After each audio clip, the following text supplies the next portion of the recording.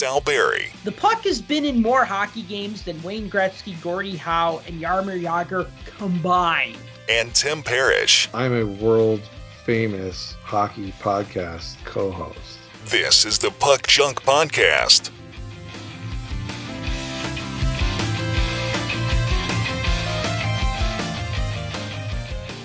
Hello and welcome to the Puck Junk Hockey Podcast. I'm Sal Berry and with me is Tim Parish. And today we are going to do our long overdue set retrospective of the 1990-91 Pro Set Hockey Card Set. We've been putting this off for a while. I think we started these 90-91 retrospectives in 2020 for the 30th anniversary. And then other things came up and then it kind of got pushed to the side, and then we do another one, and then we'd get forgotten about, and something more pressing would happen. And, eventually we would just kind of eke them out. By the year 2142, we should be on to 92-93. We actually did an episode about 92-93 tops. That was back when we would just pick a random set like 5 minutes before the show. Yeah. What do you want to talk about? I don't know. This one was pretty cool. Well, I got to tell you, part of the reason why we put this one off until the end is because we did them in the order that we kind of quasi-agreed from worst to best. Like, we both agreed that 90-91 Bowman was the worst set from 90-91. I mean, has your opinion on that changed in the past couple of years? No, it's as generic as you can get, pretty much. It's a generic set. It's got bad photos. It's dark. It's just not a great set. And then as we kept going, and then we're like, well, we like this set a little better, so it'll be the next one, and then this one. And then the last one we did was Upper Deck. And it was kind of like a coin flip as to what the better set was, like Upper Deck or Pro Set. And I'll say this right now. I mean, looking back over 30 years, Upper Deck is the better set, but Pro Set is my favorite set. So in my mind, they're even though they're not. I still put Upper Deck ahead, but that's fine. Pro Set can stand on its own with its own merits. Yeah, exactly. And I got to tell you, there are three things from, that era that I, absolutely love that just became, ingrained in me as, this is a cool 90s hockey thing. One is the 90-91 Pro Set hockey set. The second thing is the NHL 94 video game. And the third is the Wayne Gretzky Overtime table hockey game that was made by Buddy L in the early 90s. I mean, prior to that, it was made by Kevin Sports Toys in Canada. Then when it got imported to the US, it was made by Buddy L. Those three things, the Gretzky table hockey game, the NHL 94 video game, and Pro Set 90-91 cards. Those are three of my favorite things about hockey from that time. My favorite thing about hockey at that time? Oh, the back-to-back cups that the Penguins won. Oh, well, yeah, of course. I mean, there's the on-ice things, but I'm just talking about collectible things. I own NHL 94 for Super Nintendo. I own it for Genesis, even though I don't own a Genesis. I have the PC version of the game, which pictures Steve Conroy, and I actually got him to autograph that.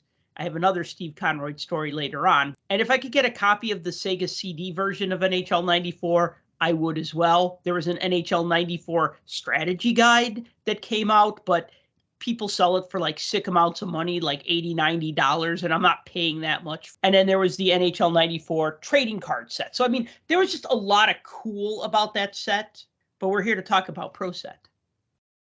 We are. And there's a lot to talk about. This has a lot going on.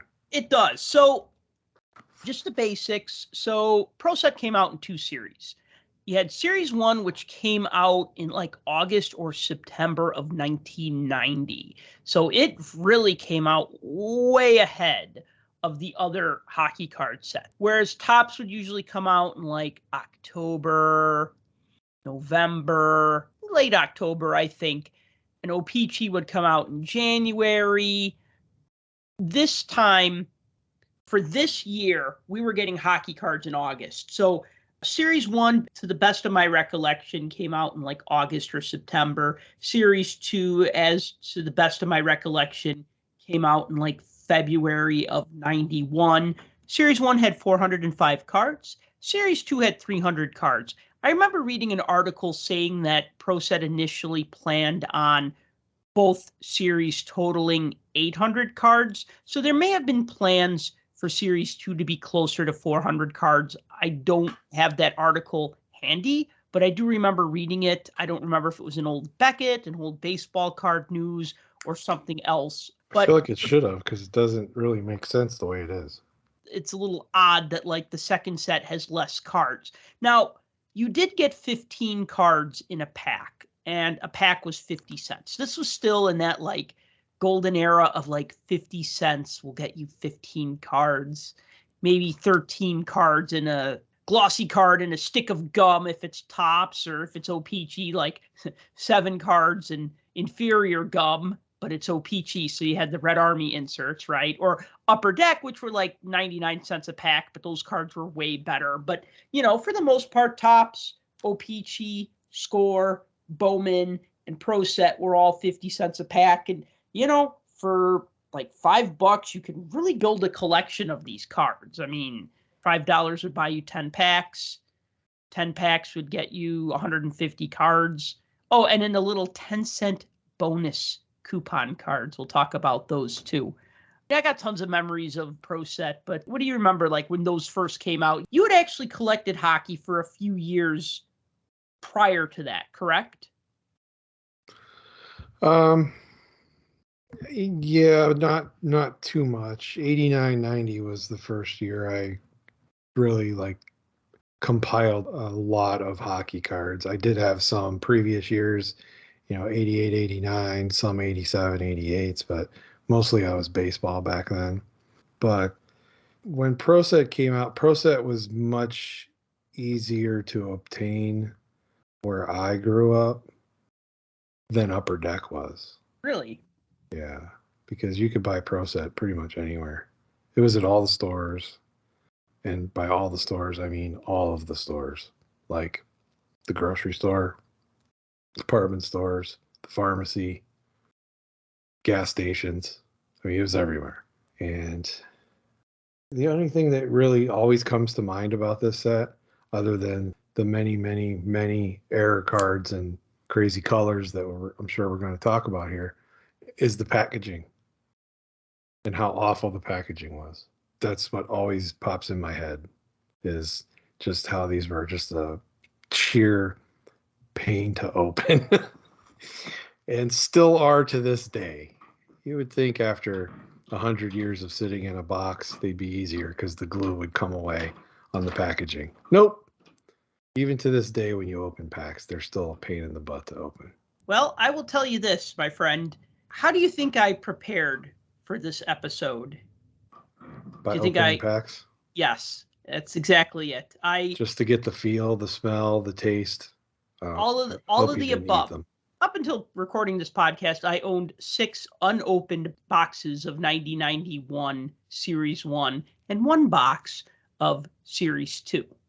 And before this recording, I sat and I opened 2 boxes of 9091 Series 1 back to back for a couple of reasons. I kind of wanted to another Stanley Cup hologram. Yes, I wanted another Stanley Cup hologram. I mean, that's really the only reason. And that's why people will pay $10, $15, sometimes $20, although I won't pay $20. I'm more of the $5 to $10 range kind of guy for an unopened box of Pro Set Series 1. But I wanted to see some things. Like, first of all, I wanted to see if it was still as much fun to open now as it was back then. And then, yeah, of course, I wanted to look for a Stanley Cup hologram. I wanted to look for some of their harder to find errors. And I just wanted to see if I could see anything interesting, like any interesting observations. Because, like, when you're a kid and you're tearing through the packs, you're kind of like, oh, I need this one. I don't have this one. Oh, I have 5 of this one, whatever, right? Or, oh, cool, I got a double of my favorite player. And so I was going through these boxes, and one box that I opened, so you talk about the wrappers, and the earlier packs that were released, the wrappers were gray on the inside. So you couldn't search the packs. I don't know if they were a little thicker, but they were gray. so they were not see-through. And then the later batch of packs that came out, those were like that kind of translucent plastic. Like if you think of like the same type of wrapper that Score used for its hockey cards, where you could see the top card and you could see the bottom card through the wrapper. You could do that with the 9091 Pro Set cards for certain wrappers. And actually, yeah, the wrappers are kind of tough to open nicely, but I managed to open a few nicely. But, I had 72 packs to go through, so I was able to actually really just like tear slowly and say, okay, this is going to be one that I keep, even though now that I look in my binder and I have like all the wrappers and all the variations already. So you have to hit them just right, though. Like if you peel that piece back and go to pull it apart, Yep. You have to hit it just at the right spot so it pulls apart. Because otherwise, if you start to pull it, it puts a little tear hole in it, and then you end up having to shred the plastic apart. And you like bend the whole stack of cards that's in there. Yeah, that's what I hated about those. They were that type of wrapper. I bought hockey starting halfway through 88, 89. That's when I got into hockey. So a little bit before you, like as far as buying hockey cards, because I'm a little older. I got graduation money because I graduated 8th grade. So all I bought were hockey cards with my graduation money. I purchased through a mail order catalog some complete sets. I went to a local card shop and I bought a complete 88, 89 set. And in that fall when 89, 90 Topps came out, I bought a full box. Because I just thought, okay, well, he doesn't have a full set for sale. So I'll just buy a box for $18, right? And make my set that way. And then that way I get all the stickers too. So that's what I did for that. And then like with O-Pee-Chee, I bought that through a mail order purchase. But yeah, so by the time Pro Set came out, I was already a seasoned hockey card collector. I mean, I was only really going into my second full year of being a hockey card collector, or, year and a half or whatever. But I had already probably owned like 10 complete sets, which is not bad for, 14 or 15-year-old kid who's been only collecting for like 18 months. I definitely didn't have that money to throw around at the time. Well, I didn't really either, but I was kind of selective with what I spent my money on. In fact, I'll tell you this. I remember like my mom would give me $3 a day for school lunch at high school, right? And you could get good food back then, or it was bad food. It was junk food. It was typical cafeteria food. Do I want the fried chicken sandwich, or do I want the hamburger and fries, or this or that, right? And $3 went a long way. And I figured out that if I got a deli sandwich and a can of pop, it would cost me $1.95. So then I'd pocket the other $1.05 for hockey cards. But then later on in the quarter, in the school year, because this is high school and not college. So later on in the school year, I remember my art teacher told us that we could stay in the art room and work through lunch, because I had art class right before lunch. And I didn't really like hanging out in the cafeteria. I didn't have like a big group of friends, you know what I mean? Like I liked to socialize, but if it was up to me, I'd rather just hang out in the art room and work on my painting for like another hour instead of make small talk with a bunch of knuckleheads that I kind of tolerate. So what I would do is after gym class, I'd go to the cafeteria. The kitchen wasn't open yet, but I'd buy a thing of chocolate milk and a 2-pack of Reese's peanut butter cups, right? And that would be $1. Then that was my lunch, and I'd have that as I was working in the art room, and then I would just skip lunch. So then I was pocketing $2 a day. So when that Friday would roll around, I'd end up with like $10 to spend on Pro Set or Upper Deck or Score or whatever tickled my fancy back then. Like, I think I'll work on building another set of Pro Set cards, and maybe I'll get a Stanley Cup hologram this time. So you had pallets and pallets of 9091 Pro Set, but all your teeth fell out from cavities. Well, yeah, I had cavities. I think I got most of my cavities in like 7th and 8th grade, though. I think in high school I was pretty good, because by then I was like brushing regularly. But yeah, I know what you mean. Like, so for me, it was just like food or hockey cards. Okay, no contest. A little bit of food and hockey cards. Yeah, see, I'm a fat guy, so I had to eat. Oh, man. So couple memories I want to talk about, because like I said, this was such a great set to collect. There was something called the Chicago Hockey Show. August 25th and 26th of 1990. Yeah, about 33 years ago, the Chicago Hockey Show. Pro Set was there. They had a table set up. They were giving away Pro Set cards. They were actually had complete sets, and they would just give you like 5 of them. Like you'd walk up to them and they'd hand you some cards. But they didn't do a good job of shuffling them. Because I remember like they handed me the cards and I looked and it was like trophy card, trophy card, trophy card. And I'm like, oh man. And so I remember like me and my sister kept going to the back of the line and getting more cards. And we go to the back of the line and get more cards. And after doing this like 4 or 5 times, this lady that worked for Pro Set, she's like, you can't keep coming here to get free cards. So I'd wait like 10 minutes, come back, get cards, go away for 10 minutes, come back, get cards, thinking that I was going to build the entire set. But that wouldn't have been possible because what they were doing was they were pulling out all the Stan Mikita cards because he has a card in that set. There's a few Hall of Famers at the end of Series 1. Stan Mikita was signing autographs at that show. So you walk up to where he was signing, you'd get the things that you wanted to get signed, like if you brought something with you, and then he would also take one of the Pro Set cards and sign it for you really nice. So that was a good memory. Too bad Gordie Howe wasn't there too. Since his card was in that mix too. His was in Series 2. It's still that gold, like gold border. And then I also remember there was like a dealer from Detroit. And so he was buying, like if he had any Red Wings cards, he'd just buy them off of you. So I'd like walk up and I'd be like, hey, I got Gerard Gallant and Bob Probert and Sean Burr. I don't know if he's paying a quarter or what. But, you know, when you're like 15, that's a pretty sweet deal. You know, got to make hay when the sun shines, right? Because now you couldn't sell those cards for a quarter if your life depended on it. No. Because this is one of those sets that was like, for a lot of people, was the gateway drug that kind of moved them into collecting hockey cards because it was so accessible. And to this day, it's still probably one of the biggest sets that causes so much discourse when you start talking to people about it. Because you either get people that really love it for various reasons, like we're talking about here, or you get people that really hate it. And this is one of those kindling sets, as I call them. There's so much of it. How much of this has ended up in fires? It just burned because there is so much of it. It's a kindling set because there is so much of it. And that's the thing. But it's one of those sets that it elicits a response from everybody that had it, whether you like it or whether you don't. Everybody has a response to it. And they have something to say.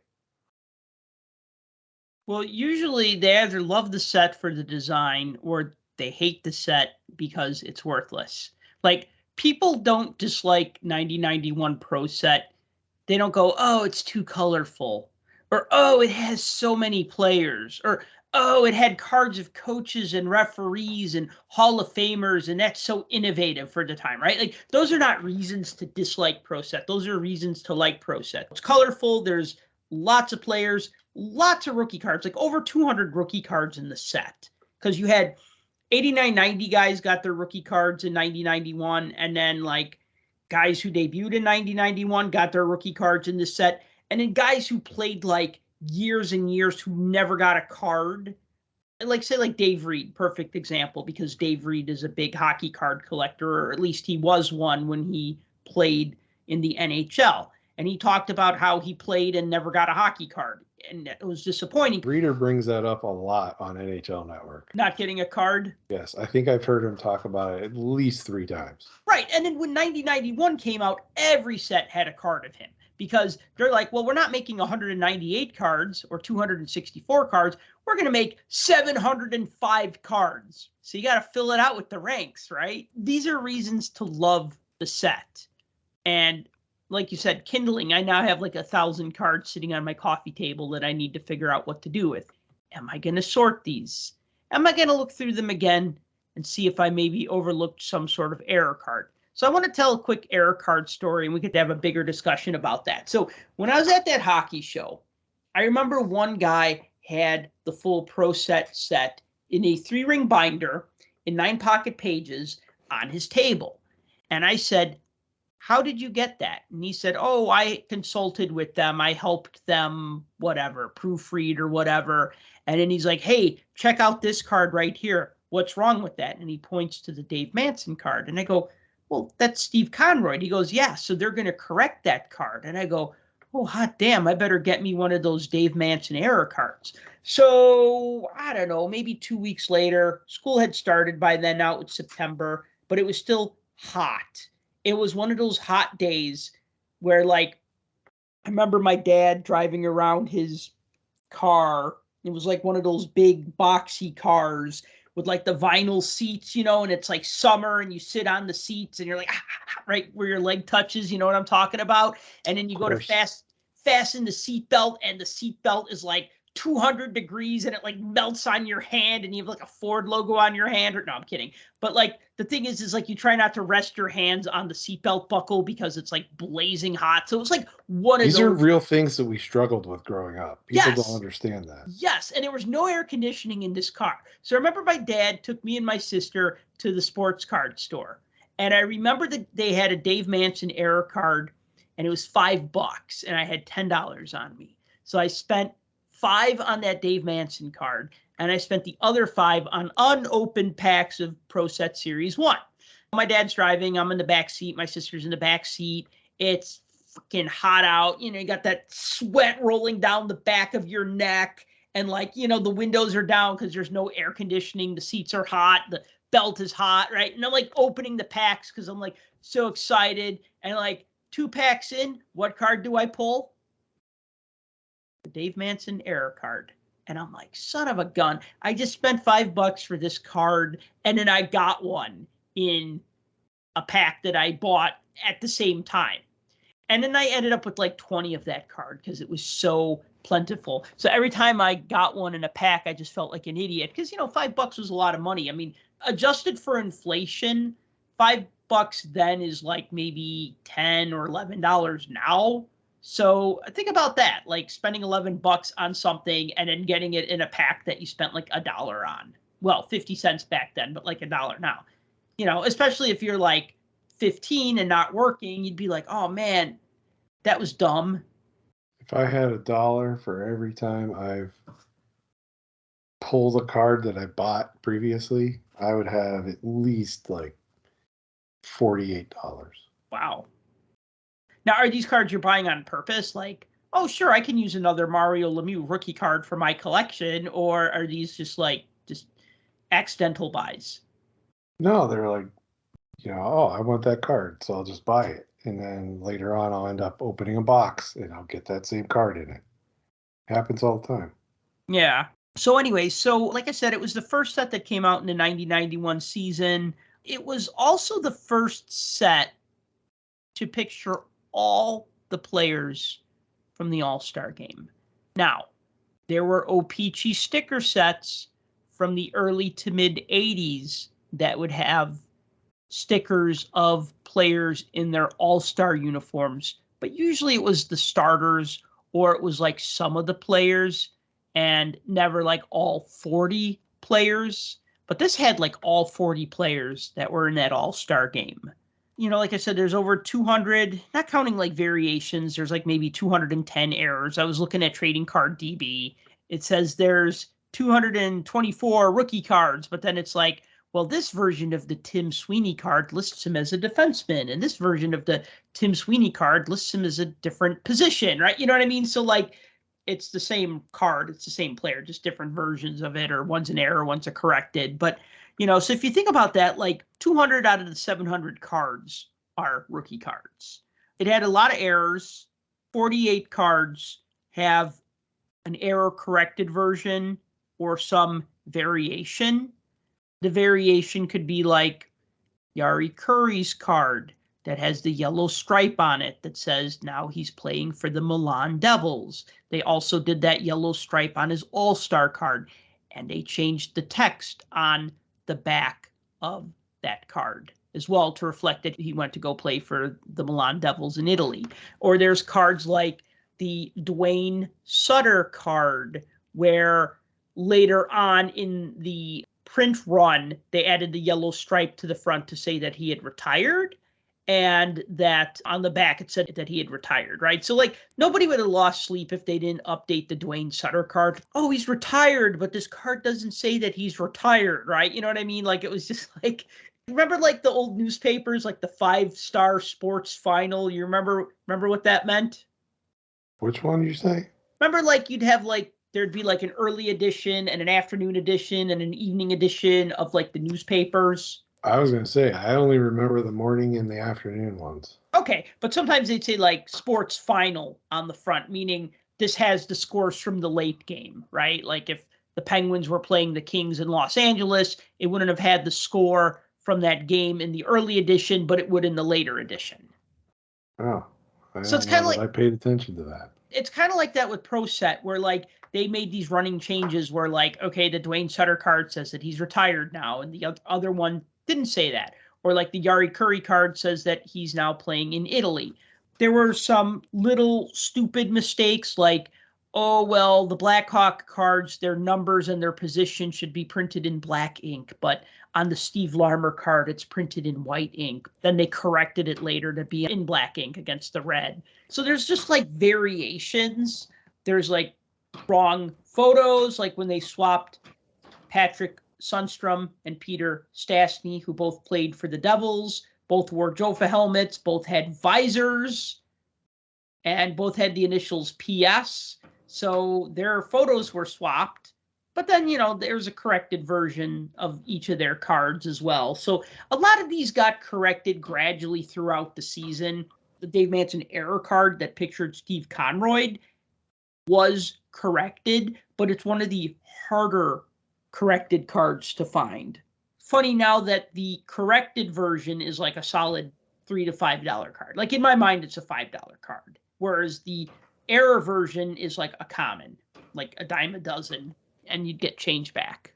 Well, that's the thing, like anything. It can be an error card, but if they don't correct it, then that's the same card that everybody has. Right. But if they go through and take the time and make those corrections, I mean, look, this set, it was almost like, okay, we have this great idea for this set. We're going to do X number of cards, and we're going to do it like this, and it's going to look like this. Let's do it. And they ran it, and they printed it. And they forgot to do any editing. And then when it hit, and they started getting phone calls saying, hey, my Joe Nieuwendyk card is spelled Niewen instead of Nieuwen. And they're like, oh, okay, well, we'll fix that. And then they get another phone call. Steve Conroy's on my Dave Manson card. Oh, well, we'll fix that. And then they get another, hey, Al Secord's spelled wrong on my card on the back. Oh, hey, the backs of this card doesn't even have any ink on it. Oh, we'll fix that too. And it's like each time they had to, okay, we're going to fix these 5 things and we're going to run them again. Oh, there's 10 more. Oh, we'll fix those 10. Let's run them again. So every time somebody finds a new Pro Set error, I feel like they go back and run truckloads more of these to fix them. Right. Yeah. So like the Al Secord, there's a version that says Alan Secord on the back, and there's one that just says Al Secord. The inconsistencies, you know, spelling errors. They misspelled Ray Bork. They also misspelled Phil Bork. So at least they were consistent in their misspelling of Bork. Yeah. Like I said, they misspelled Joe Nieuwendyk, fixed that. They misspelled John Tonelli, fixed that one. Who was another one? Oh, somebody else had the wrong picture too. Oh, there's Brian Bellows. The Brian Bellows card has Dave Gagne. Yes, on the back. Right. Not on the front, but on the back. Right. They mixed up Dave Anderchuk and Scott Arneal's photos on the back of their cards. It seems like if they begin with the same letter, they were subject to being photo swapped. Yeah. They must have pulled those out of the same folder on their clip art. No. Maybe. Actually, I want to talk about the doubt photos really quick. So I mentioned NHL 94 earlier in this podcast, and when I did my big article for the Hockey News about NHL 94, now this was like 5 years ago when I wrote about the game's 25th anniversary, I talked to every human being I could think of that had something to do with NHL 94. And one of the people I spoke with was Steve Babineau, who was the photographer who took the photo on the cover of the Genesis and Super Nintendo version of NHL 94. His son actually took the photo that's on the PC version, the one that has Steve Conroy and Frank Pietrangelo on the cover.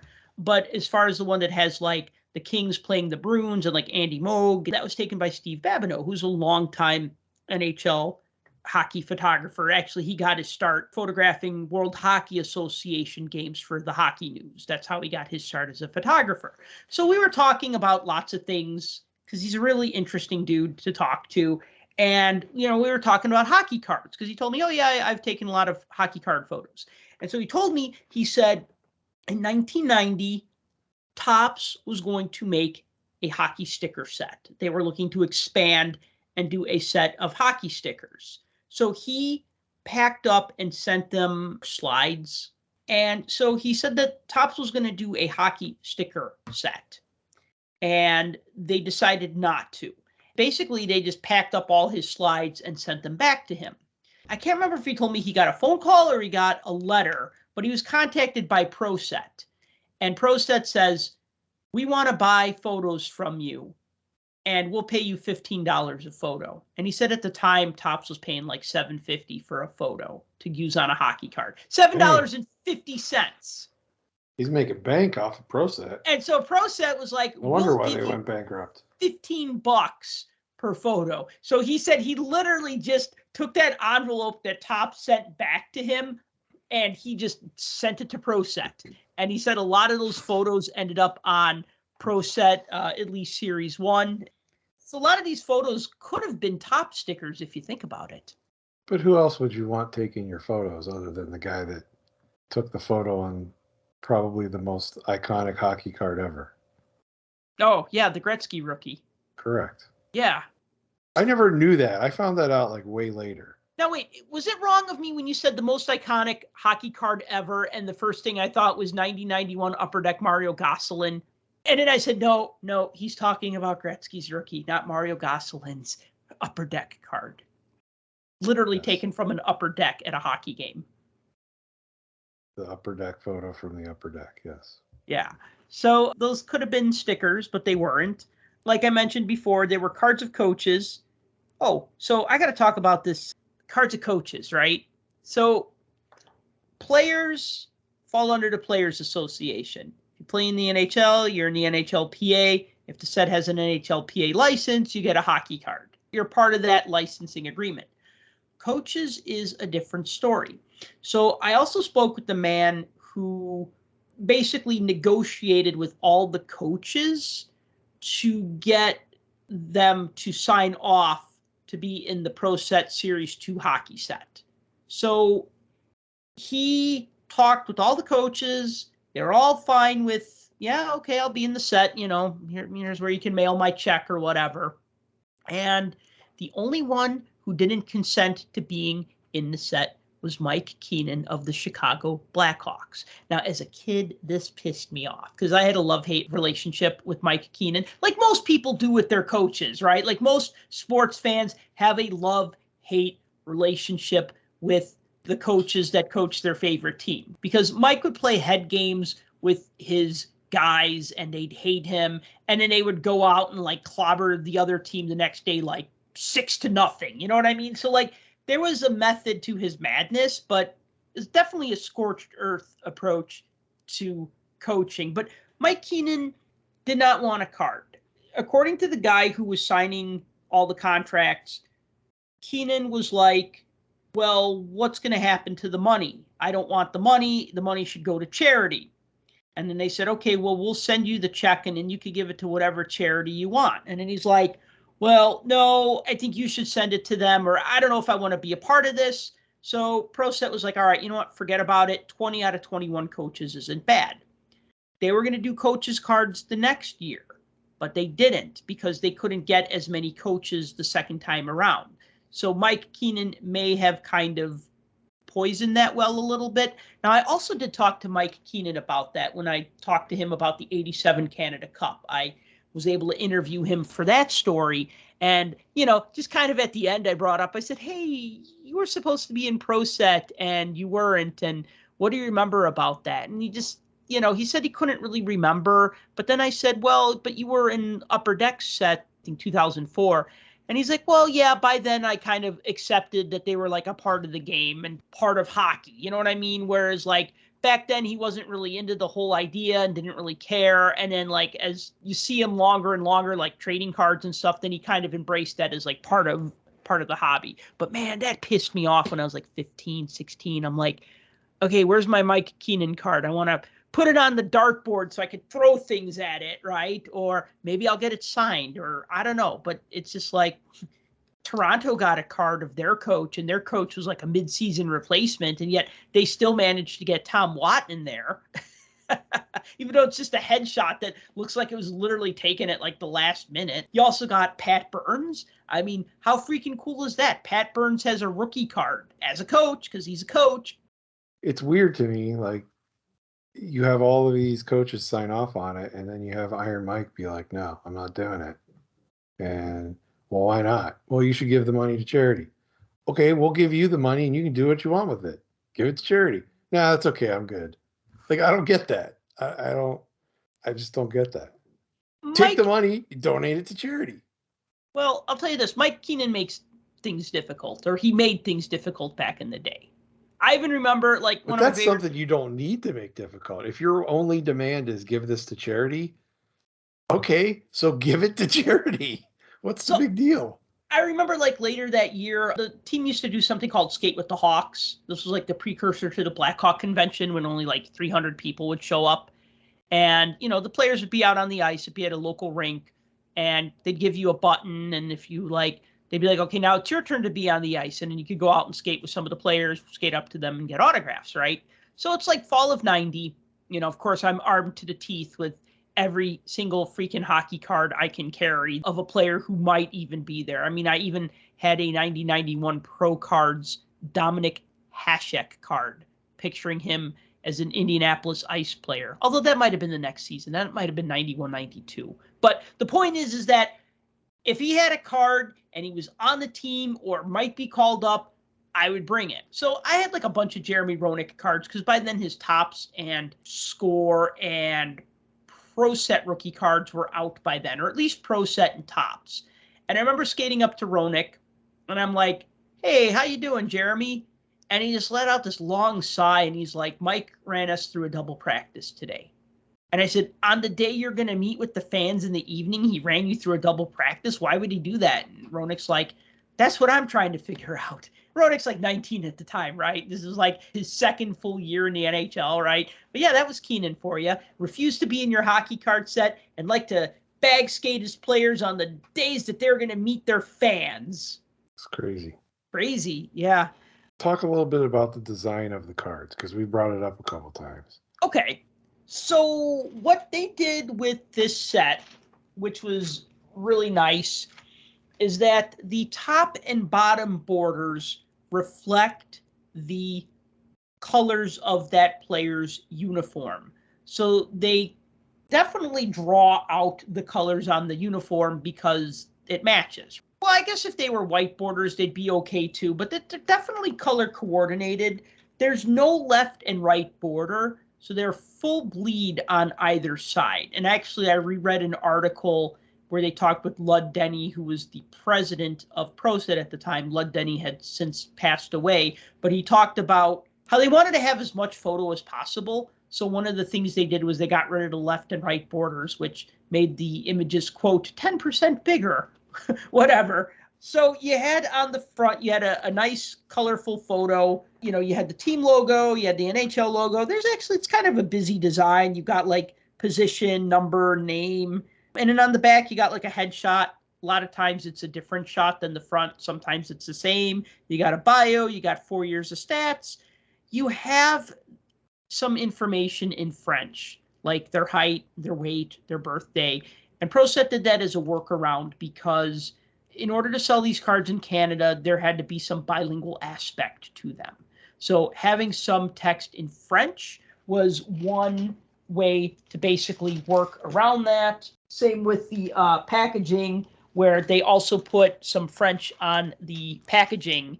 So like, oh, some of the information on the cards is in French, but it's like, okay, anniversaire, right? And then it would list like their birthday. So, that's the gist of it. I mean, we're going to have pictures below in the links and comments section, but I like this design enough that I paid homage to it with my business card, or as I call it, my business trading card. That's all the rage. I hear people ask for that all the time. What?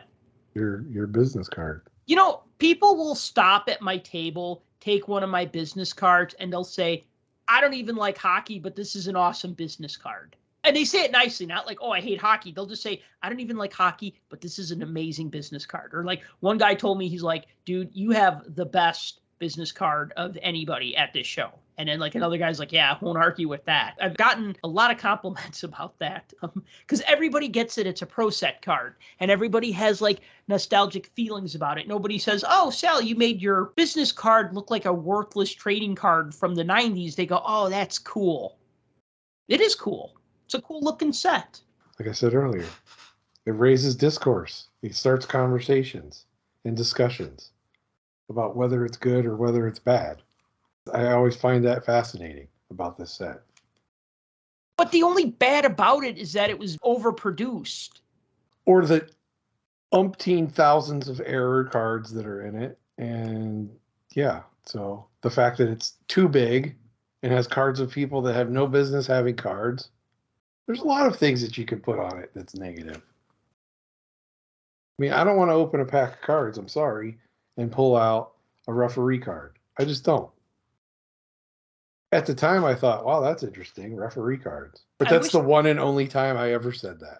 I wish the design of the referee cards was a little better than what it was, because that like blue-green that they picked. What was that? It was like turquoise or something. Yeah, like turquoise. Like it should have been orange, like the arm stripes. It should have been bright orange. It does have black and white stripes. It should have played up the black and white stripe motif or the orange band motif a little bit more. And they couldn't do any more orange. They overdosed the orange on the All-Star cards. This is true. But one example of an uncorrected error is that it gives their 4-year stat total as their total. So like right here, I'm looking at Wayne Gretzky's card. It lists out his stats from 86-87, 87-88, 88-89, and 89-90. And it says that he has a total of 196 goals. Well, he had more than 196 goals in his career, but it just says total. So they just took the 4-year total. So every card in Series 1 of players that have more than 4 years of career experience can be considered an uncorrected error because the stats are wrong. But there's a lot of uncorrected errors anyways that Pro Set just didn't even bother to fix. And they didn't bother to fix the stat error because whatever, they were consistent on it. It should have said 4-year total and not just total. Yeah, and they probably could have cut down on some of the verbiage on the back and put more stats on it, but hey, who knows? Yeah. So I want to talk about the promo card. There was a Pro Set newsletter called the Pro Set Gazette. And I remember my sister telling me one day, she's like, hey, this boy in my class, she would have been in like 8th grade or maybe 7th grade. And I would have been in like 9th. This would have been maybe before the Pro Set cards came out. So it could have been like early to mid 1990. And she's like, this boy in my class, he brought a Brett Hull card to school that you don't have. It's a Pro Set Brett Hull card. And I'm like, how did he get it? And she's like, he said that he got it in the mail. He gets the Pro Set newsletter. So I remember signing up for the newsletter because I had some of their football cards. So, I probably mailed them and said, please subscribe me to the newsletter because it was free. But what they did was they made this Brett Hull promo card, and it was sent to people who subscribed to the Pro Set Gazette. But then later on, you could pull that same card from boxes of Series 1. By the way, the 2 boxes I opened today did not have that card, and I'm a little disappointed that it didn't have any promo cards in it. But I remember just as a kid, it seemed like every box had a Brett Hull Pro Set promo card. And I was okay with that because I wanted to have one. The one that got mailed to people, it came in a little Pro Set folder, like a little 2-pocket folder, and it came with a Brett Hull card and a Barry Sanders card. Do you remember, well, you might not remember, but I remember reading a few years ago an old article from the LA Times where they interviewed Lud Denny. And they talked about his rise to power, so to speak, of starting Pro Set and the whole background of how he did Pro Set and everything else. And I remember in that article, they said something about Pro Set Gazette being a free newsletter / magazine. And something like they sent out like 1.2 million of them every month. 1.2 million of this free magazine that you had to subscribe to. It wasn't just like junk mail that everybody got. You had to actually subscribe to it. The fact that they had 1.2 million subscriptions back in like 1992, that's crazy. That's crazy. People fail to understand, those that jumped into the hobby later on and think it's crazy now, they fail to understand how many people collected cards in the early 90s. It was insane. Everyone collected. Everyone. That's like a statistic that kind of proves that. Yeah, that's a really good metric there. I mean, 1.2 million people subscribing to this Pro Set newsletter. Of course, that's what he's telling them. That's his story, and he's sticking to it. I mean, considering the source, yeah, he could have overinflated those numbers, I'm sure, because he was a larger-than-life kind of character. Well, somebody told me that one thing Lud Denny did, and this is from somebody who knew him and worked with him, basically said that, like, they printed too many cards, but the thing is like, if you're a $1 million company, you can only spend so much on business expenses. And if you're a $10 million company or a $20 million company, then you can, like, have a company jet and stuff like that. So part of the reason why they produced all these cards, and they, at least from the source that I spoke with about this, was it was just like, he wanted to spend money on other things that were business related that they probably shouldn't have spent on. And, you know, if you're like a small time operation, you can't justify that. But if you're like, we have 1.2 million subscribers and we've just printed another 500,000 cases of Pro Set hockey, it's just like, oh, wow, okay. And I'm just throwing that number out there. I don't know how many cases of Pro Set hockey were printed, but. Well, I know with Pro Set football, they turned on the presses 24 hours a day for like months at a time. So I'm sure they did it with the other sports too. But are you talking about things like the old story that goes that any type of hobby event where there were going to be like promoters and distributors and manufacturers and anything, he would host open bar nights that would go like from 6 o'clock in the evening till 6 o'clock in the morning? That sounds awesome. There were those stories that used to go around. Oh, man, could you imagine, like, back in the day, being of legal drinking age, going to a Pro Set party and having, like, a pack wars, but making, like, a drinking game out of it? I can't even imagine. That'd be fun. Now I want to make a pack wars drinking game, but... we're all adults. We can do that now. We can do that now, exactly. The alcohol will cost way more than the cards. Oh, God, yeah. Be like, okay, yeah, and if you pull the Doug Brown Pro Set card, then that's an automatic chug. That's finish your drink, because this Doug Brown card, he's like gritting his teeth. He has like this really intense look on his face, but like the upper half of the photo is like background, and like it looks like he's trying to duck down out of the photo. That might actually be a good candidate for Bad Hockey Card Hall of Fame. I don't think I have a Pro Set card in the Hall of Fame, and there needs to be one because it's such an awesome set. Every time you pull out an error card, you have to take a shot. Yeah. You'll be drunk by 3 packs. Right, exactly. Every time it says Alan Bester or Alan Secord, you take 2 shots. This could be a very complex game. We should write this. Well, another thing, like when I open one of those boxes, I was trying to find some sort of pattern in the sequencing, and it was one of the later produced boxes, and the cards were not shuffled very well. Because like I'd open a pack, and then like 4 packs later, I'd open a pack, and it wouldn't be the same 15 cards, but there'd be 5 out of the 15 cards would be the same, and they'd be in the same spot. So like if the third card was Ray Ferraro of the Whalers, and then the fourth card was Jeremy Roenick of the Blackhawks, and in the fifth card, they might be different, but they'd both be Islanders, and then the sixth card might be different, but they'd both be Penguins, and then the seventh card would be like Brett Hull All-Star. It's like they were almost the same 15 teams, or like almost the same 15 teams, but then like 5 of those cards in each pack being the same. But then the other box that I opened, which I believe was from the earlier pressing of Pro Set, because it had the gray on the inside, it didn't have that sequencing issue. So I don't know. But yeah, if you get the same cards, then everybody just at the table takes a drink. Or you do war like the card game war. Mm-hmm. You have to put 3 more down and then flip the next one. Okay, so what happens if you pull the Stanley Cup hologram? Then I go home. Game's over. Right. Whoever pulls the Stanley Cup hologram is buying beers for the rest of our lives. Pretty much so, yeah, right? And they never get to complain about never getting any good hits in their packs. That's right. It's like, oh man, I only got 5 Young Guns in my box instead of 6. Be like, shut up, Sal. You got that Stanley Cup hologram in your box of Pro Set that you opened in 2023.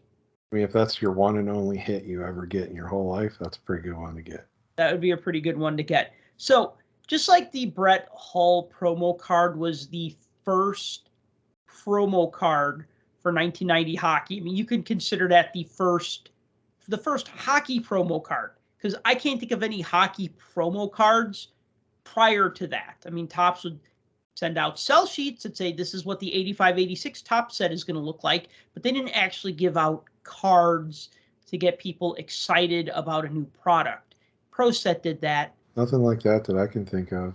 Like test cards and stuff, but those aren't really promo. Oh, yeah, like proofs and stuff, right? Yeah. So with the Stanley Cup hologram, that is hockey's first chase card.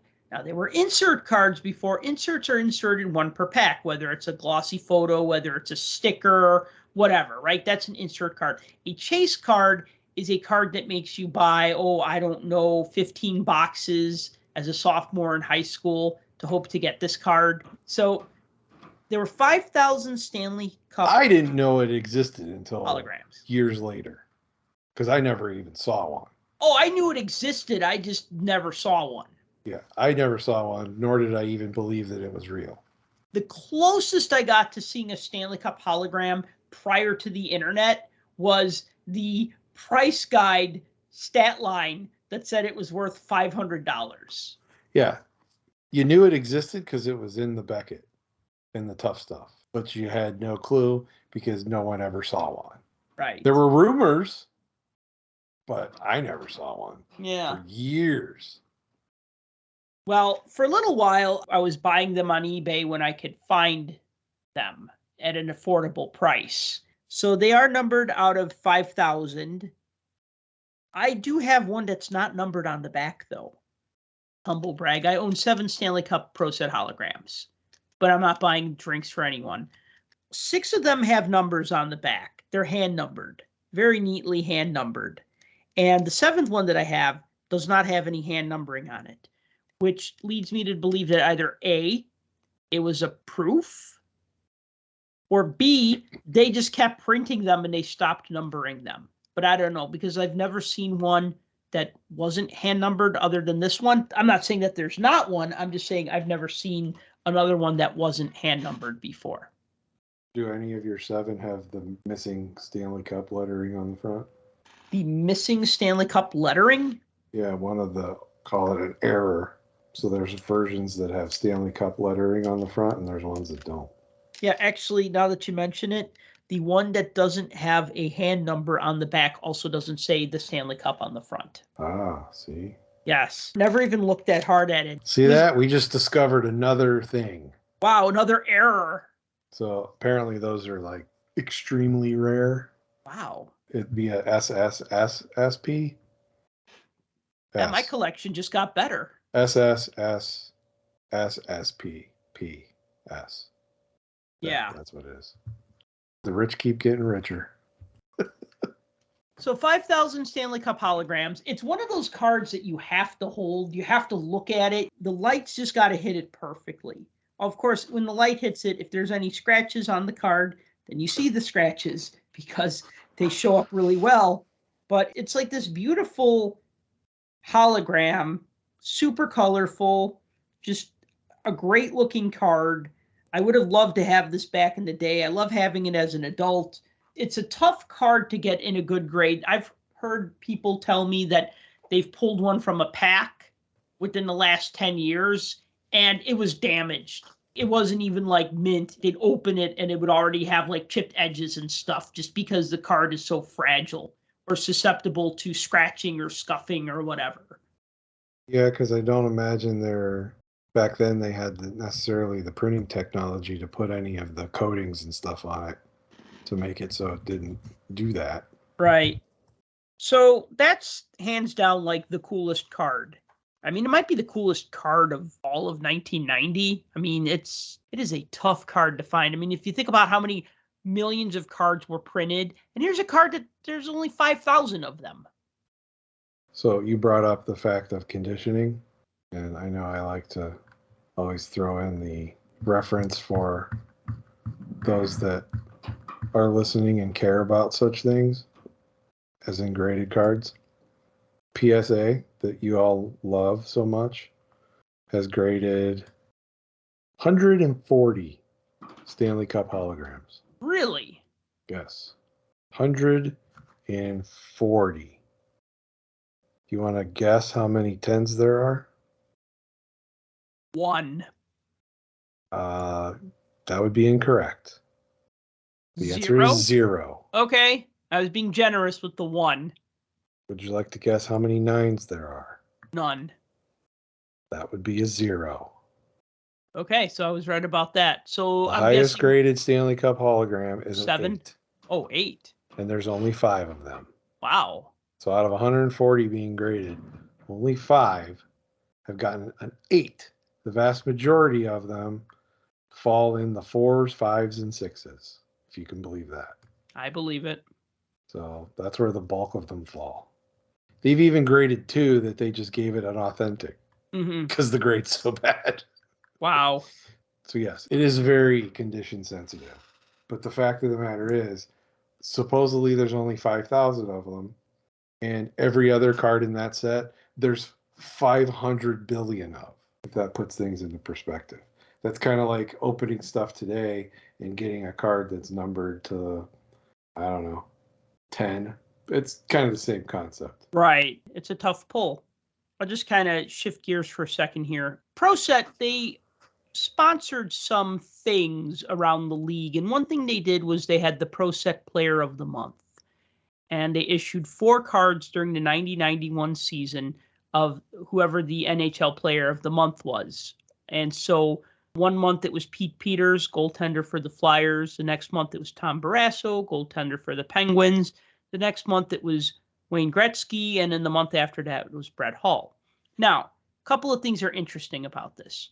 The fronts of the cards say ProSet Player of the Month on them, but at first glance, the Peters and the Barrasso card, they look pretty darn close to their Series 1 cards. Peters was in Series 2, Barrasso was in Series 1, in so far that, like, when I bought some of these cards off of somebody, they sent me a regular Tom Barrasso, and it was legit by mistake. And I said, hey, you sent me the regular card, not the Player of the Month version. And the dude's like, oh, man, I'm so sorry. They have the same photo on the front. The back of the card is almost the same. It says Player of the Month on it. But the Gretzky and the Hull cards use different photos. So they're unique cards for Gretzky and Hull. I mean, they're unique for all of them because they're different. But, I mean, you know, if you're a Flyers fan or a Pete Peters fan or a goalie collector, you would want that Pete Peters card, but it's got the same photo, so it's not that exciting. Same with the Tom Barrasso, same photo. But the Gretzky's a different photo. The Hull's a different photo. The other thing is that these were given away at games. And from what I understand, they were given away at maybe 1 game, 2 games. I'm not sure about that. But if you think about a rink has what, about 20,000 seats?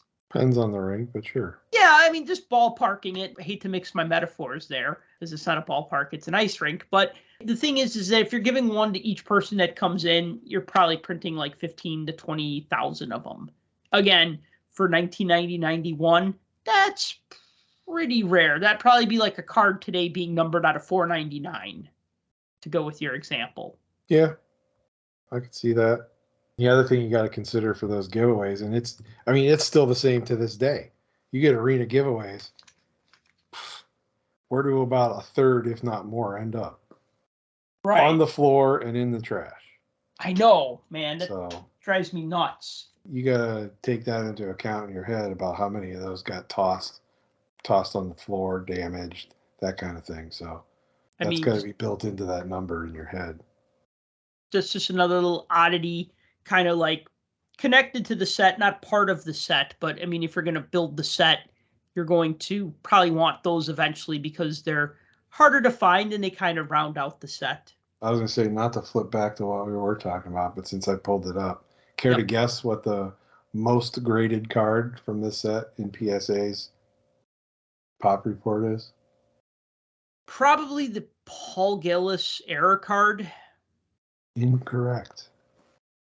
The most graded card is the Jaromir Jagr rookie. Really? Either version, the error or the corrected one.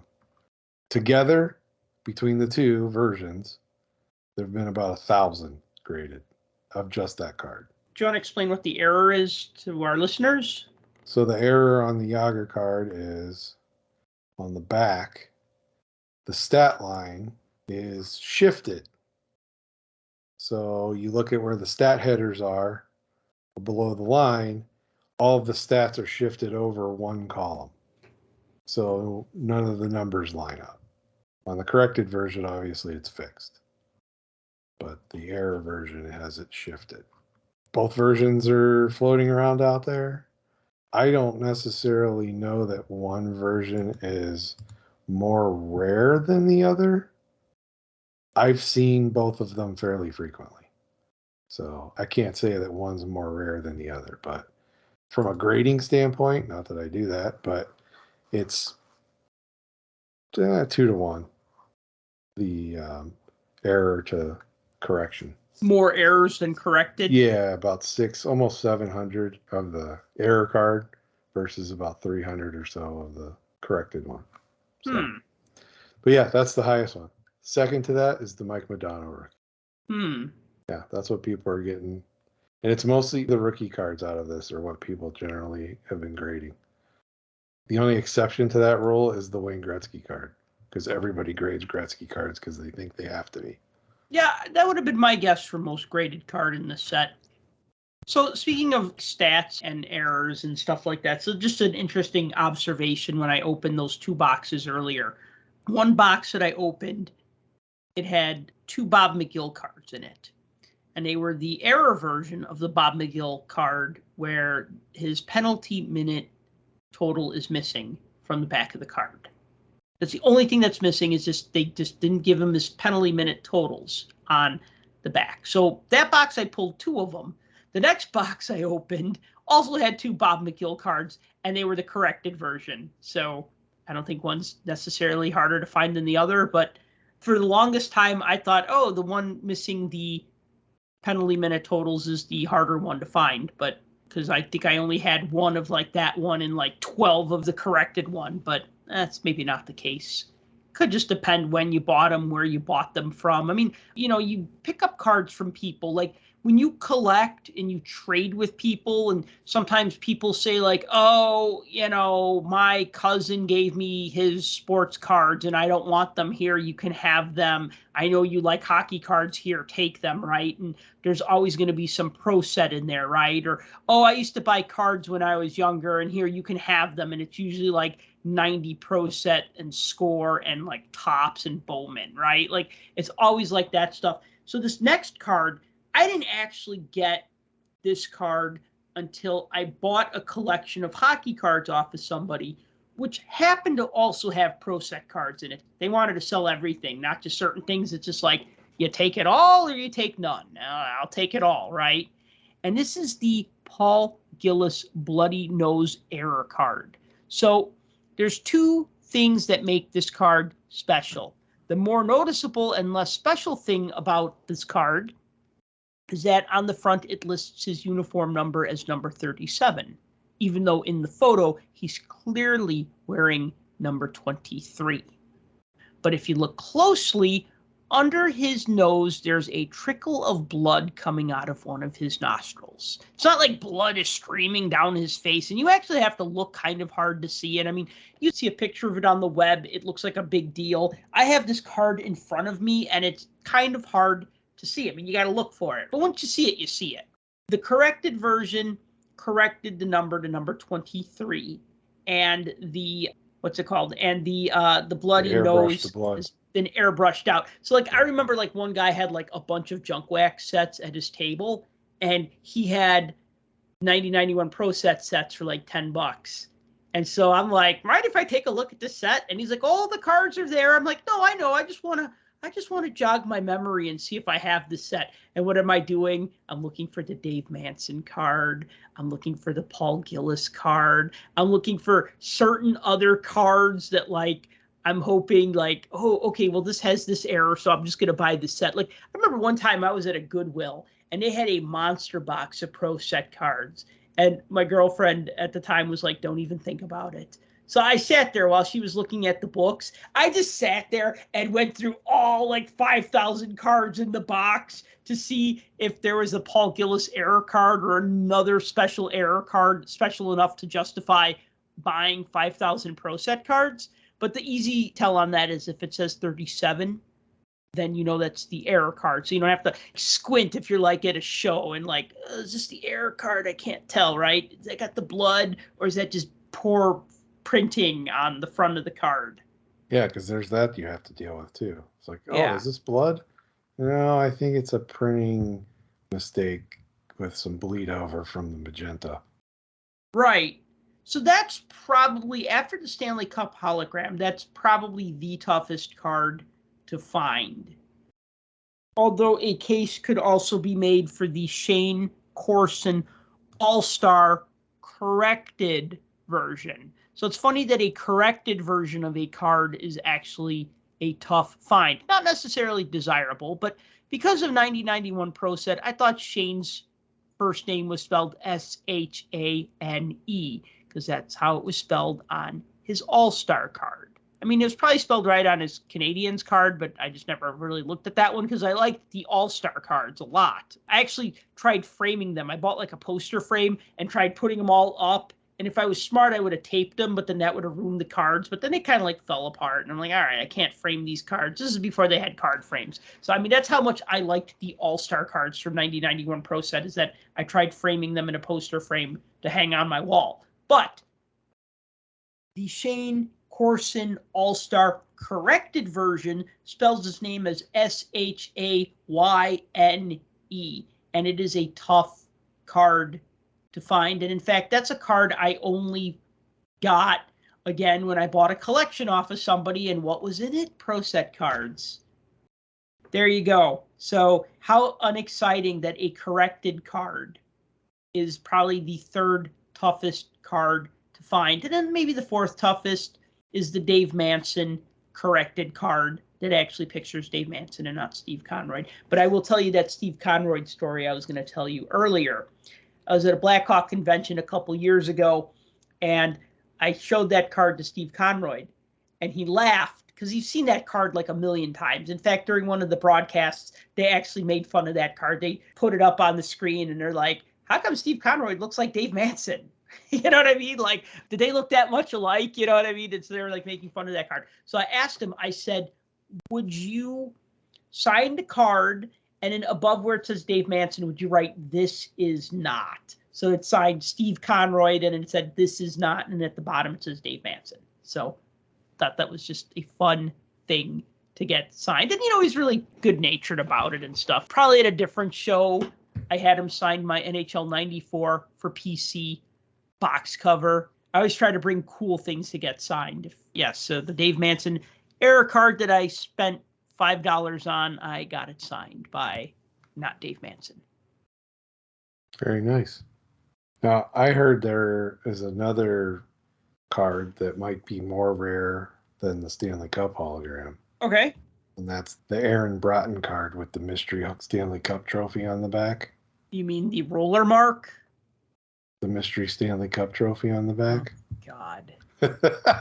Have you ever seen that card? I've never seen Yes. it in person. I've seen pictures of it. Yeah, some guy emailed me about the card, and he's like, well, what do you know about this error? I'm like, it's not an error. And he's like, no, it's an error. I'm like, no, it's a defect. Yeah. I don't know if it's like a roller skid mark or like a burn mark or something on the back, but it's carved out in such a way that it kind of looks like the Stanley Cup. If you look close enough at it, it's not the Stanley Cup. But if you look at it just holding the card like normal, you're like, why is there a little Stanley Cup on here? I've never seen one in person. I've only seen a picture of one.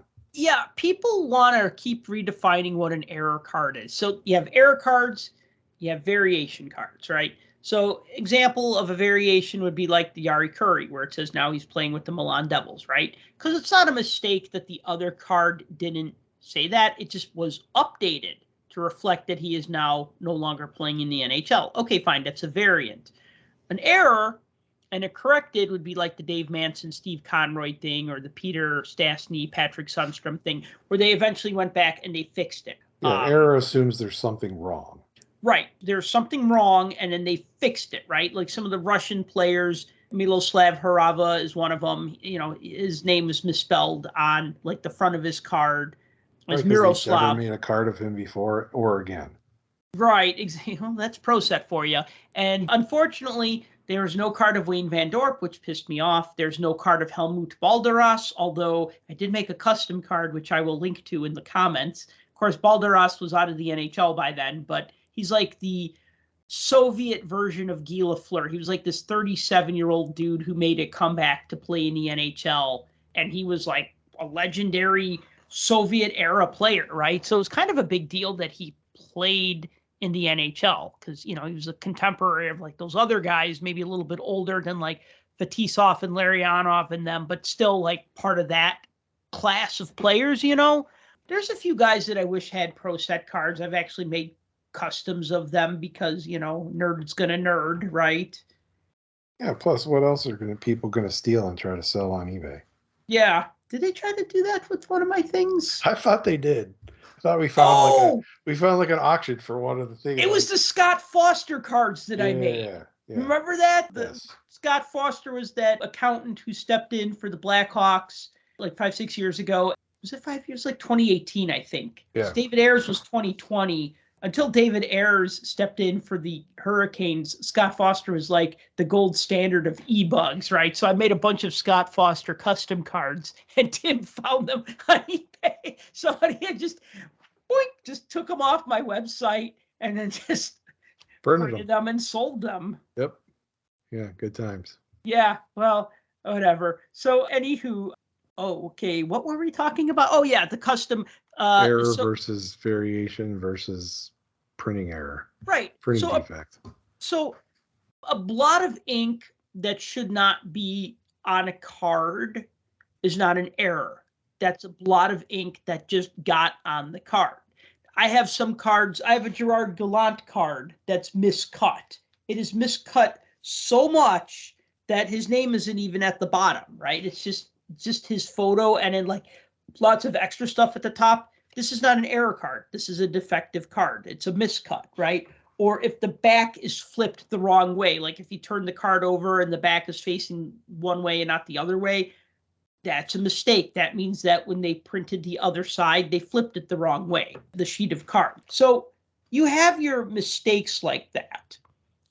But those are printing mistakes. Anybody telling you they have the mini Stanley Cup version, or like I've seen ones where they say, oh, well, the last letter in the player's name isn't as bold as the other letters in his name. It's like, no, dude, they just ran out of ink, or there was too much bleed over because it was black ink. You don't print white. If you have white text on black, you're just basically printing where the black is and not where the white is. So sometimes you have to have a little bit too much black ink. It's going to bleed into the white letters. So that's not an error. That's not a variation. That's a screw up. Well, like I've seen a list with like the Brian McClellan card where he's got like just a green blotch on his face. And it's like, it's not an error. It's a printing defect. Right. Exactly. 100% right. There's plenty of those here in this set, like the Gretzky one. There's like I don't know, like a little C under the T in Gretzky on the front of the card, which is weird. It probably shouldn't be there. Somehow it got stamped on there as it was going through the printer somehow. Or like some of the line breaks on the back, or like there's little white squares like in parts of the stat line that shouldn't be there. Those are all printing errors. But the thing is, you get printing errors today. They happen all the time. Right. And you'll get defects on cards and stuff like that. The problem, I think, with Pro Set and what's given it that lasting legacy of being the error of all error sets, most of these printing defects are reoccurring. Like, if there's one that's like that, there's probably 50 that are like that. Right. And they have that same screw up, that same blotch, thing, that same, diagonal line that's inexplicably on the back for some reason, or the same, black ink smudge. They all have the same thing because there were so many of these that were printed when the error was occurring. The error happened, and then 700 more sheets came rolling out, and they all had the same error before somebody figured out, oh, we need to change the fuser on this printer or whatever in order to fix it. So it's a blatant disregard for any of the printing issues that would normally be found when you're running a line like this. People think that, oh, stuff's printed badly these days, and there's quality control issues. Look no further the 1991 Pro Set. I mean, I'll give like a more modern example. Like, you remember like when the LA Kings had the purple in their jersey, like say 2007-ish, like around then they were like black and purple. And I remember like putting together an Upper Deck set. It had team colors like by the player photo or whatever, right? And I remember like sorting my Kings cards, and I remember some of them looked purple and some of them looked closer to navy blue, and it like annoyed me. I mean, it was the same card. It wasn't that it was a mistake. They made the striping navy blue. It was just the quality, the color quality was shifted a little. So some looked a little more blue, some looked a little more purple. And of course, I wanted them to all kind of look as close to each other as possible because I'm probably OCD and don't realize it. But that wasn't like a variation. It wasn't like the navy blue Anjay Kopitar variant and the purple Anjay Kopitar corrected version. It was just slightly different levels of ink printing the same thing. Yeah. You got to be able to distinguish the difference between one thing versus the next and stop putting like uber premiums on thinking that something's an error and when it's really not an error. Right. And I'm all prime example is that Stanley Cup thing, because it's just funny. And I'm all for setting aside those screw ups because they're fun. If I get a miscut, I set it aside because it cracks me up. Even a couple years ago, remember like how 2021 Upper Deck cards were coming out all diamond cut? Yes. I saved them. What was I going to do? Send them back a fistful of base cards and be like, these base cards are cut funny and I want my money back, or I want replacements of I did with my box of O-Pee-Chee Platinum the one year. Yeah, how'd that work out for you, Tim? They asked me to send back everything that was messed up. So I made a list of all of them, and I sent them all back. Did you get and the they same replaced cards back? Every one of them. No way. Yeah, they replaced every one of them, plus they threw a couple extras in there. Now, that is a good story. Now, I've also heard about people sending back a bunch of base cards to Upper Deck, and they would just send them back packs. And they'd be like, but I need those cards for my set. Exactly.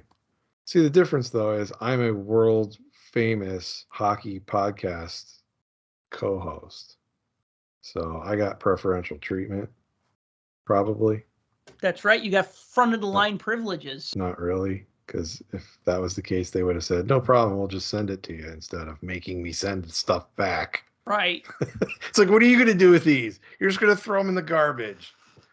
Well, it kind of sucks that you buy the cards and then you have to pay to ship the cards to them so that you could get the cards in the condition that they were supposed to be in the first place.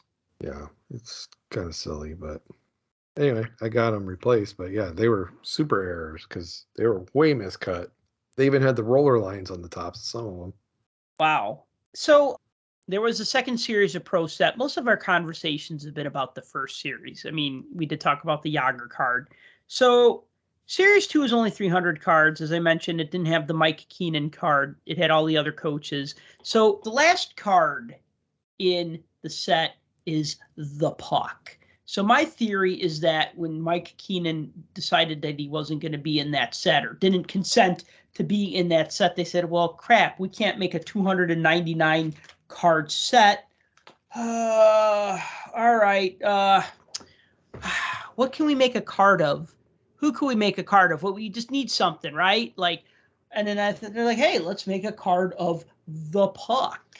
So, I mean, is this the puck's rookie card? I mean, if you think about it, the puck has been involved in hockey, well, since they switched from a ball to a puck, right? So the puck has been in more hockey games than Wayne Gretzky, Gordie Howe, and Jaromir Jagr combined. Of course. It's You the know, puck. The puck has been a part of every goal ever scored. That is true. And the puck has also contributed to a lot of teeth that have been knocked out. That is also true. Right. So this is an important hockey card. This might be the most important hockey card ever made. You got the Stanley Cup Hologram, and then you got the last card in 90-91 Pro Set of the puck. I want to see how many of these are on the PSA registry. Maybe 5. If there's 5? Mm-hmm. Wow. Okay. Yeah, there's actually 5. I was shocked. I thought there'd be 0, but there were 5. And they're not me, and that's what's shocking. Oh, wait, Yeah. I don't grade cards, but still. Yes. I thought that was interesting, too. Yeah, because I remember, like, as a kid, I was like, why did they make a card of the puck that's so stupid? But now I'm like, well, they needed to round out a 300-card set with something. So it just kind of seemed like one of those, like, well, let's make a card of the puck because... Maybe they were foreshadowing that they were going to have a set called Puck. Yes. With candy in it in the near future. Yes. The Pro Set Puck set from 91-92, which I never saw. I own the set, but I never saw it in stores back in the day. I never saw it either until like maybe 20 years ago. Wow. And I saw a box of it at a show and I was like, what the heck is this stuff? Like, I've never seen this in my life. Then I found out there was a Tom Barrasso card I didn't have. Dude, we should have bought that box. We could have split it. You could have had all the candy and I would have all the cards, and that would have been win-win for both of us. See, is that a fat joke? Because I get all the candy? No, I just thought that's what you'd want because, you know. I don't want the candy. I have enough Clark buns here with Mario Lemieux in them. I don't need any more. I don't need any more crappy candy that you buy for the cards and throw the candy away. So I remember when Series 2 came out, and I was like so excited about it. I remember I was at a Jewel Osco. No, it wasn't a Jewel Osco. It was just an Osco. So in Chicago, we have this chain of grocery stores called Jewel. They're owned by Albertsons, which I think is a Canadian company. If that means anything to any of our listeners. So Albertsons owns Jewel, and they own Osco. So you have Jewel and Osco and they're combined together, or sometimes you have Osco as standalone stores. So I remember we went to Osco for whatever reason, maybe to pick up a prescription. I can't remember. I'm like 15, 16, maybe I just turned 16. I don't know. And like, I remember they had a box of Series 2 Pro Set, but they didn't even put it out. Like, it wasn't out with all the other cards. Like, I walked up to the camera counter and in the back, like behind the person was like a sealed box of Pro Set. And I like begged my mom. I'm like, Mom, would you please buy me this box of Series 2 Pro Set cards? And she did. But what was funny was like, I said, I want to buy those cards, right? And so the person grabbed the box and they go to like start opening it, and I'm like, no, don't open it. I'm gonna buy all the packs in there, the whole thing, right? Because this is still when you could get a box for $18. Shoot, now I'd be happy you could get a box for like, well, I guess you can get a box for like 40, $50, but back then, 36 packs for $18, right? So it's an easier set to build because there's only 300 cards instead of 405 cards. It's got a lot of rookie cards. I mean, you got Jaromir Jagr, you got Eddie Belfour, you got Sergei Fedorov. I mean, right there, that's 3 big reasons. Of course, those cards are not really worth anything, but still, you got a lot of good rookie cards in Series 2.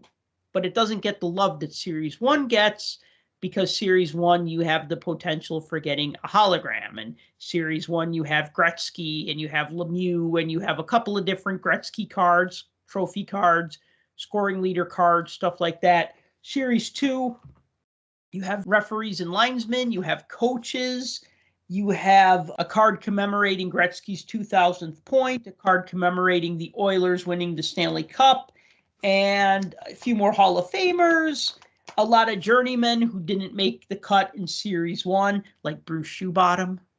Yes, Bruce Shoebottom. Yes, Bruce Shoebottom, great name.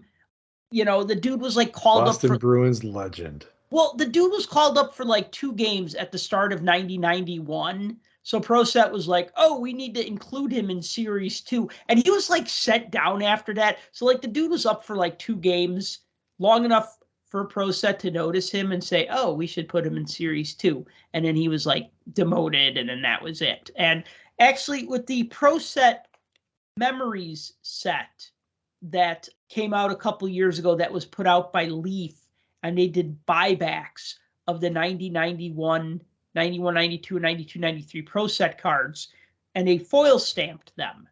And I told myself I was going to buy the Bruce Shoebottom ProSet card that was foil stamped 1/1, but whoever had it wanted like $50 for it, and I was like, nah, I'm not buying it. And then when I went back to buy it, it was already bought. So I will never have that Bruce Shoebottom 1/1. This comes up again. That's why when you see something rare and weird, that's the time to buy. Well, it was rare and weird, but also I don't know. To me, it would just be like a card I would own just to make fun of. I mean, I do that with that 1011 Rennie Bork Artifacts Emerald version because I have like 7 of them or something, and there's only like 50 of them, but somehow I kept ending up with that card. But I'm getting off topic here. The point is like... I have 2 good Bruce Shoebottom cards. Okay. I got the Tough Times auto that came out of like, what was it, Donruss in 2010, 2011? Yeah, that's legit. And I have the Signature Legends one from 2012. It was the classic signatures that Panini put out. I forget what subset it was from. But it's a sideways card and it's signed. It's hard signed. See, that would be a better use of my money, like getting actual autographs of the card than just a foil stamped version of a card that I have like 20 of. Now you have a foil stamp and you can look at it fondly and say, oh, you remember when Leaf took over ProSet? Those were the days. I have a couple of the Chris Chelios out of 5 cards foil stamped from Leaf. But yeah, so Series 2, I mean, it was a nice idea. I mean, even like when Series 1 came out, it said on the box Series 1. So we knew like, oh man, there's going to be more of these cards, right? Like Upper Deck came out and we didn't know if there was going to be more Upper Deck. We probably figured there was going to be a high series, and there was because they had done that with their baseball cards in 89 and in 90. So we kind of knew what Upper Deck was going to do. And like with Score, we knew that like Score did like a traded set for its baseball, so that it was going to do a traded set for its hockey. That kind of seemed like a no-brainer. Topps didn't really try too hard. They're just like, well, we'll just make a bigger set and that's it, right? O-Pee-Chee came out with Premier, which was a game changer. But ProSet, right out of the gate, they said, here's 405 cards, and there's going to be another series. So, like, it was like super exciting, just that anticipation of more of this set. And until 2008, this was the biggest hockey card set ever made. NHL hockey card set, not counting any of those Quebec International Pee Wee sets that have like 1,800 12-year-old kids who played in the Quebec tournament.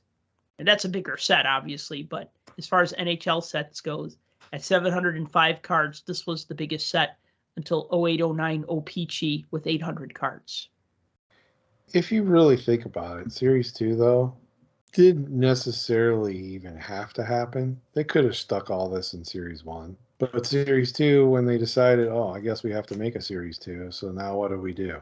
Well, let's make, I don't know, let's do career point leader cards and just put some, like, old guys on. But that's cool, don't you think? I mean, it is. But think about it as in the grand scheme of things. Did they have to do that? No. Did they have to make coach cards? No. Did they have to do referees? No. Like, you eliminate the referees, the coaches, and those career point leader. I mean, you're back down to like 600 cards roughly. Yeah. A lot so less. That's like a big chunk.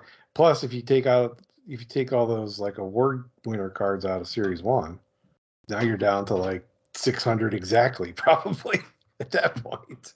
You know, what's funny is that in Series 1, there's a Mike Richter rookie goals against average leaders card, but he doesn't have a rookie card until Series 2. So, like, I remember, like, here's a preview of this guy. He's a rookie, but this is really not a rookie card per se. Yeah, and like stat leader card. I mean, unrelated note, my aunt adopted a puppy, and the dog's name from the pound was Richter. And when she brought him home, she's like, well, what should we name him? I'm like, he's already got the perfect name. He's Richter, like Mike Richter, the Olympic goalie, the World Cup of Hockey gold medal goalie, Stanley Cup winner, New York Ranger goalie, right? So she kept it as Richter. I vaguely remember watching the 88 Olympics, and the only player I remember on that team, and there were some good players on that team, like Eric Weinrich was on the 88 American team. Oh, Brian Leach, of course, was on that team. But the only player I remember was Mike Richter. And it's because he was making so many damn saves. It was like Richter this, Richter that, Richter that. And then, like, when I got into hockey, I'm like, oh, that Richter guy that I vaguely remember from the 88 Olympics. Well, he's a pro player now, right? You know what I mean? I was kind of like excited that like somebody that I remembered before I watched my first NHL game was now playing in the NHL. And then I remember when Pro Set came out, I'm like, oh, he's got a card, but it's not a real card. It's like a stat leader card. Whoop-de-doo, right? It's like when you get a penalty minute leader card, but not an actual card. Not a base card, but a subset card. That raises the question, was there a penalty leader card in this set? No, and there should have been. That would have been cool. With all these other stat leader cards? No. Like I said, Upper Deck is the better set, but this is my favorite set. It was ambitious. It was big, it was bold, it was colorful, it was excessive, but it was also ambitious. The other companies played it safe. They weren't going to do coach cards. They weren't going to do referee cards. Team logo cards have been done before, but here, like integrating like Hall of Fame players into the set, I mean, that's exciting because it kind of ties in the old with the new, and younger collectors are getting cards of like Gordie Howe, Stan Mikita, Bobby Clark, Alex Del Vecchio, Marcel Dion, Tony Esposito. You're getting some of the legends here. So, I mean, it was just such a cool thing that they did. Think about this, though. So they threw all those guys in there, but at the time this came out, some of those guys weren't in the Hall of Fame yet. No. Some of them came later. In fact, a couple of those guys hadn't retired that much long before that. Potvin retired in 88. Bossy in 88, Dion in 89. Yeah, so you're right. I mean, some of these guys were pretty recent. Heck, if Gordie Howe had his way, he probably still would have been playing at that point. I mean, he played a shift in 97 for the Detroit Vipers. That is true.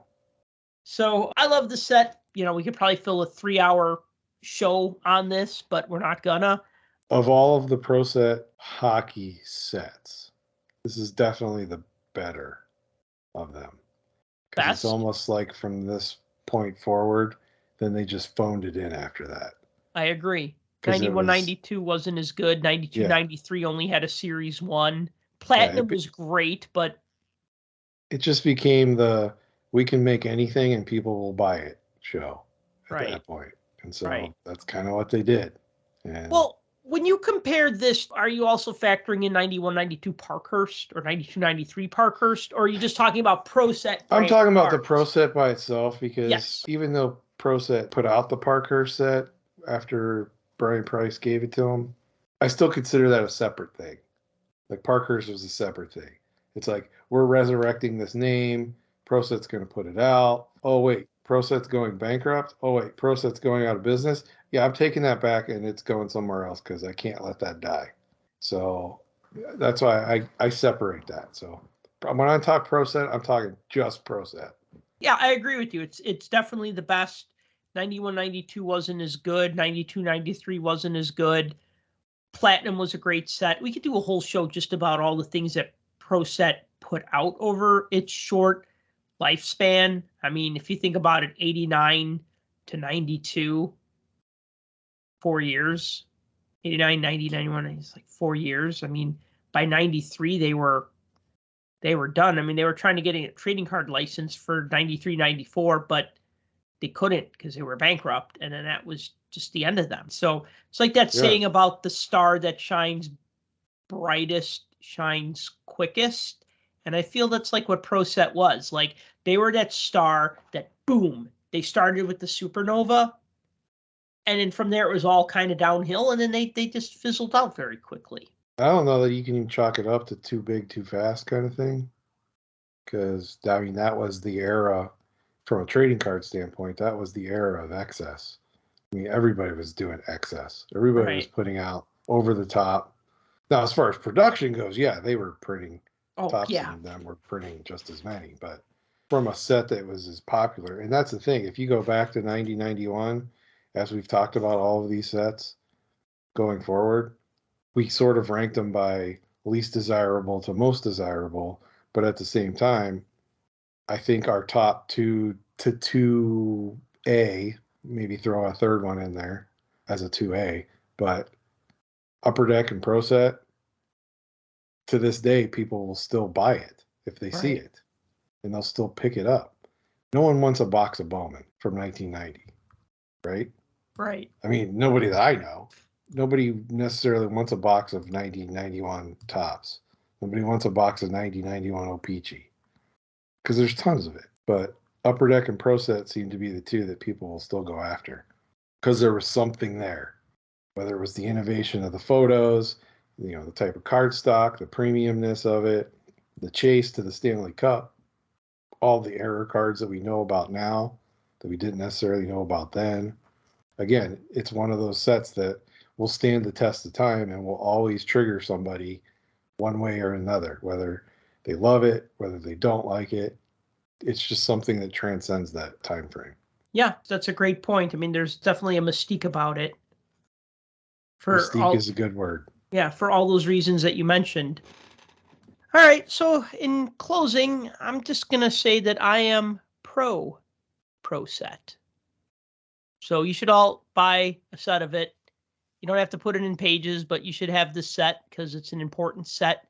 It's an important set because it has a lot of players. It's one of the biggest sets ever made, has a ton of rookie cards, and it's like historically significant. It's not going to have the same value of other significant sets. Like it's no 51, 52 Parkhurst. Although, as I like to say, one man's Pro Set is another man's Parkhurst. Because it's true. No one's going to get rich off of the set unless, of course, you have 7 Stanley Cup holograms. But you can't deny going back and looking at it and looking at the checklist and looking at, as far as rookies go, like you said, there's well over 200 rookies, 224 or whatever it was, as far as rookie cards go. You look at it from a standpoint of, let's see, how many Hall of Famers can we pull out of here? There's 130 some Hall of Fame cards, if you want to count all the errors of Hall of Famers as well. Right. And plus, if you're a set builder, this is a crazy set to go after with over 700 cards, and then knowing that there's that many error cards that you could then go chase and try to piece together so that you have like a master set of everything. I mean, it's a challenge. Closest thing to this today is probably the O-Pee-Chee base set. And maybe Flagship Upper Deck now that there's an extended. Yeah, good point. Oh, and if you do go out and buy like a case of this or a pallet, make sure you save all your 10-cent off coupons and send them to Sal. He loves those. Oh, yeah. We didn't talk about those. The idea Fill a was 5,000 count box and ship it to Sal. He'll love that. Yeah, I'll have your Christmas present ready for you by then. Talk about fire kindling. Yeah, those 10-cent cards, you were supposed to be able to send them in. The Pro Set Gazette basically had a catalog for things that you could order, like Pro Set merchandise. You know, I didn't even really talk about that, but like the wrappers had like offers on them. Like you could get a Pro Set T-shirt, and it was always like this. It was like the old school Tops that O-Pee-Chee wrappers did. Yeah, but those were like cheaper. So this is what it would say. It would say Pro Set T-shirt. This T-shirt is a $13.95 value, but you can have it for $9.95 plus $3 shipping for $12.95 total. So I'm like, okay, this shirt that's a $13.95 value, and I can have it for $12.95. Well, that was on the wrapper. That was the offer. But then in the Pro Set Gazette, they had Pro Set merchandise that you could buy, and you could send in these 10-cent coupons for up to 50% off the purchase price of the items. The only time I ever tried doing that was around the time Pro Set went bankrupt. They sent me back my check. They might have sent back the 10-cent coupons. I can't remember. But they just basically said, we're no longer doing this. And I was like, son of a gun. Because I had like saved up. I sent them like a $120 order. And I was like ordering a T-shirt and some of the 3-ring albums. There's actually a binder that you could order for this set that says Pro Set Hockey on it and stuff like that. So, yeah, those cards weren't even worth that much back in the day because they stopped honoring them before they officially went out of business. At least they sent them back. Yeah, well, at least they sent the check back, but yeah. It's more than we can say for a certain company that's got tons of redemptions that may go out of business here soon. That's another topic for another day. All right. So, shall we cash out then? Let's put the final bow on the 90-91 reviews. All right, then. Thank you for listening to the Puck Junk Hockey Podcast. If you collected 90-91 Pro Set cards back in the day, or if you collect it now, if you love the set, if you hate the set, we'd love to hear all about it. You could reach us on social media. I'm at Puck Junk. Tim is at The Real DFG. There's also the Facebook collectors group at facebook.com/groups/puckjunk. So you can reach out to us in any of these methods. And until next time, collect what you like. For more hockey goodness, follow us on Twitter at PuckJunk.